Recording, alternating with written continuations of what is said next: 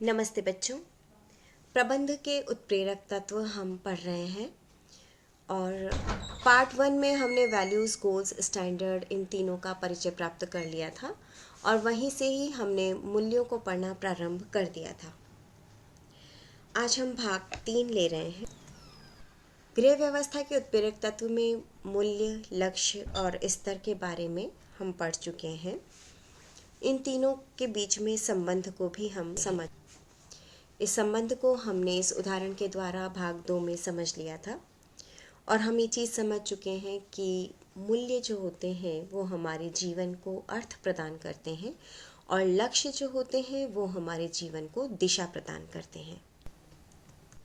मूल्यों के प्रकार में हमने प्रभुत्व के आधार पर आंतरिक एवं साधनात्मक मूल्य और आदर्शात्मक एवं तथ्यात्मक मूल्य पढ़ लिया था। आज हम इसके आगे पढ़ेंगे।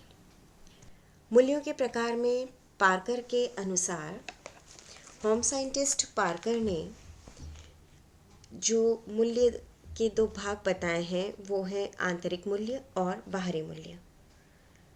बच्चों, व्यक्ति में पाए जाने वाले जो प्राकृतिक गुण होते हैं, ऐसे प्राकृतिक गुण जिन पर कि बाहरी वातावरण का किसी भी प्रकार का दबाव नहीं होता है, जैसे कि व्यक्ति की रुचि, व्यक्ति की क्षमता, व्यक्ति की योग्यता, ये सभी व्यक्ति के आंतरिक मूल्य कहलाते हैं।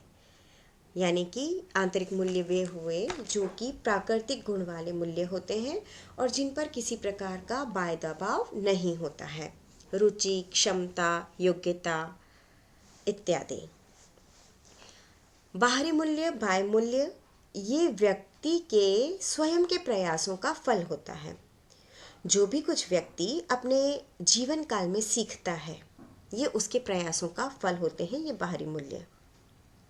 और इन पर बाह्य वातावरण के दबाव भी रहते हैं, ये बाह्य वातावरण के दबावों का प्रतिफल ही होते हैं बाहरी मूल्य। तो ये हमने पढ़े पार्कर के अनुसार आंतरिक मूल्य और बाह्य मूल्य।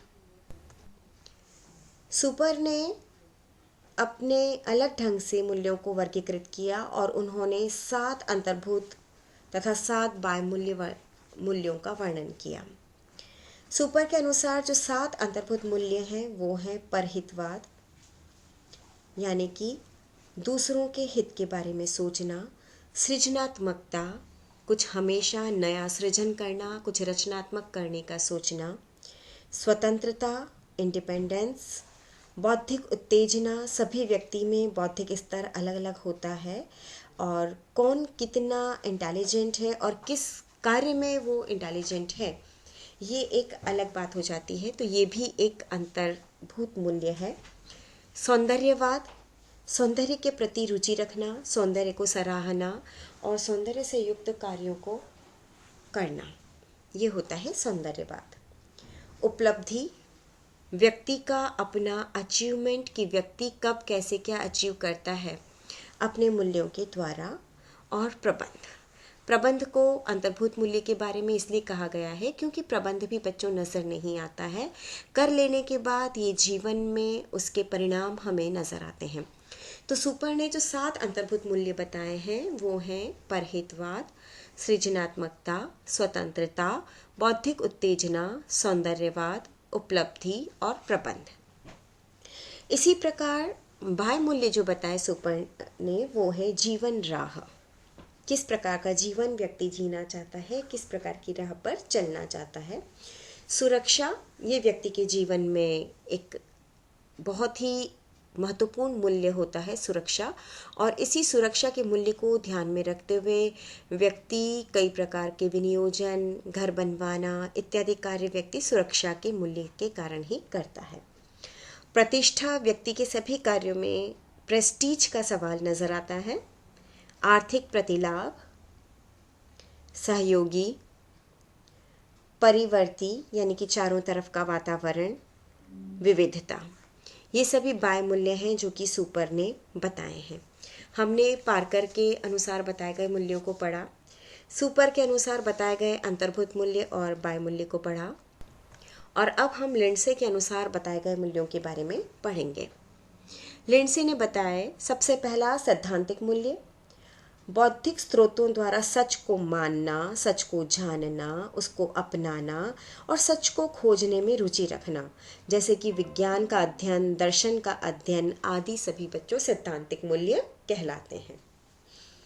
आर्थिक मूल्य प्रायोगिक एवं लाभकारी वस्तुओं में रुचि रखना, जैसे कि धन संचय करना, साज सज्जा, मकान, वाहन, गहने इत्यादि, ये सभी क्या कहलाते हैं? ये सभी लाभकारी वस्तुओं में जब रुचि होती है तो ये आर्थिक मूल्य कहलाता है।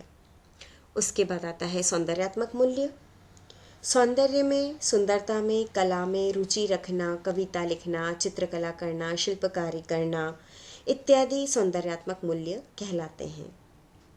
सामाजिक मूल्य समाज के द्वारा प्रतिपादित नियमों को मानना, उनके अनुसार कार्य करना, लोगों की सहायता करना, सेवा करना, अनाथालय की सहायता करना, निर्धन की सहायता करना और समाज सुधारक के रूप में कार्य करना सामाजिक मूल्य कहलाता है।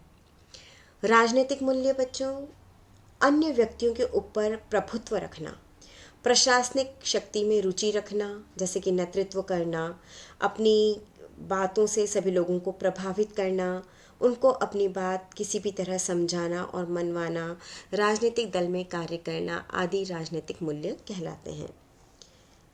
धार्मिक मूल्य ईश्वरीय विचारों में रुचि लेना, धार्मिक प्रवचन सुनना, धर्म के कार्य करना, ईश्वर में आस्था रखना, ये सभी धार्मिक मूल्य कहलाते हैं। सामाजिक मूल्य हम पहले ही पढ़ चुके हैं, जैसे कि समाज सेवा, अनाथालय की सहायता, निर्धन की सहायता इत्यादि।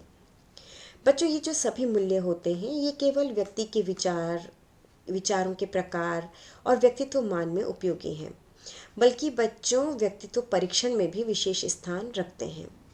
हर व्यक्ति क्या करता है कि अपने अपने हिसाब से व्यक्तिगत रूप से मनोवृत्ति का निर्माण करता है और यही मनोवृत्तियाँ, यही व्यवहार करने के तरीकों को संचालित करती है जिसके अनुसार कि व्यक्ति कार्य करता है। अब तक हमने पढ़ा बच्चों मूल्यों के प्रकार के बारे में। अब हम पढ़ेंगे मूल्यों की विशेषताएं। सबसे पहली विशेषता है मूल्य व्यक्तिगत होते हैं। इसका मतलब ये है बच्चों कि मूल्य किसी एक व्यक्ति के लिए बहुत ही महत्वपूर्ण होते हैं और व्यक्ति जो भी निर्णय लेता है वो किस पर आधारित होते हैं? मूल्यों पर ही आधारित होते हैं। यदि एक व्यक्ति का मूल्य निष्ठा का और ईमानदारी का है तो वो जो भी निर्णय लेगा उसके उस निर्णय का आधार उसकी ईमानदारी रहेगी।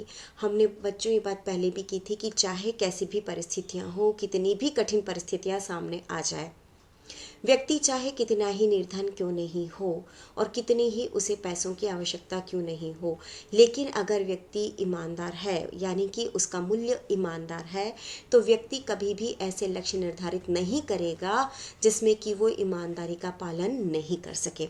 यानी कि व्यक्ति के सारे ही निर्णय ईमानदारी पर आधारित होंगे।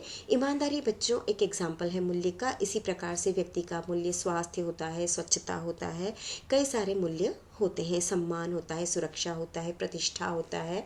तो अभी हमने एग्जाम्पल ईमानदारी का लिया था। और ज़रूरी नहीं है कि एक व्यक्ति ईमानदारी का मूल्य रखता है तो दूसरा व्यक्ति भी रखेगा, ऐसा नहीं होता है। मूल्य को इसीलिए व्यक्तिगत कहा जाता है क्योंकि एक व्यक्ति विशेष के मूल्य उसके लिए बहुत ही महत्वपूर्ण होते हैं।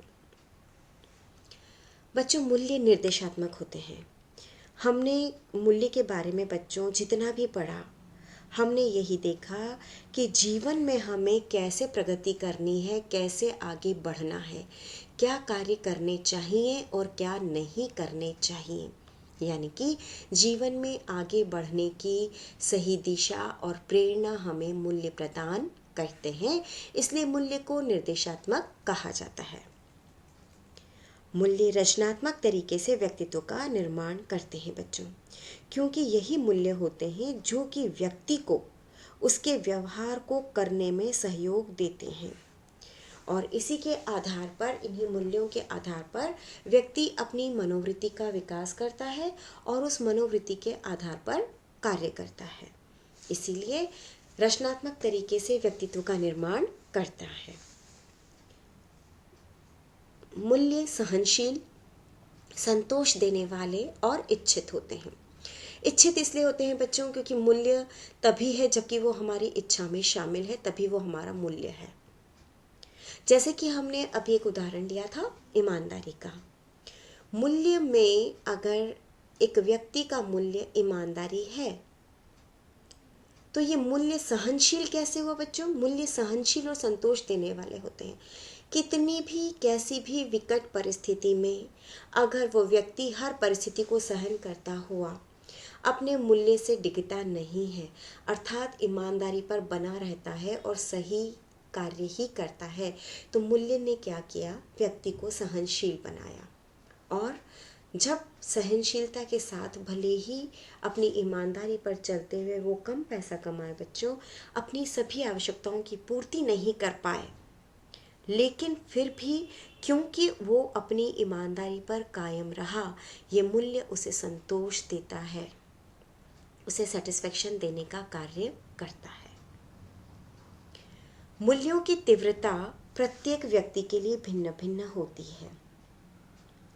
जैसे बच्चों, बौद्धिक मूल्यों में कुछ व्यक्ति तर्क वितर्क अधिक करते हैं और कुछ व्यक्ति सोच विचार कम करते हैं।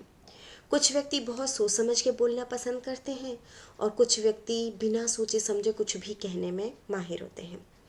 तो मूल्यों की तीव्रता हर व्यक्ति के लिए अलग अलग होती है। मूल्यों की तीव्रता से यहाँ पर तात्पर्य है कि किसी एक मूल्य को एक व्यक्ति कितने लंबे समय तक अपने साथ रखता है और कैरी करता है, चाहे फिर वो कैसी भी परिस्थिति में आए। और हो सकता है किसी एक वक्त में, जैसे बच्चों एक एग्जांपल देती हूँ मैं, जब तक कि कोई स्टूडेंट है, शादी नहीं हुई है, वो पढ़ रही है और आगे से आगे जीवन में बहुत अच्छी शिक्षा ग्रहण करना चाहती है, सेल्फ डिपेंडेंट यानी इंडिपेंडेंट बनना चाहती है, ऐसी अवस्था में उसका मूल्य क्या है? शिक्षा है। ठीक है। लेकिन उसी समय, उसी एज में अगर उसकी साथ में उसकी फ्रेंड हो, उसकी शादी हो जाए, पहले उसका भी मूल्य शिक्षा ही था, लेकिन उसके बाद क्या हुआ? परिवार की खुशी, परिवार के लिए कार्य करके संतोष मिलना, उसने अपना मूल्य बना लिया।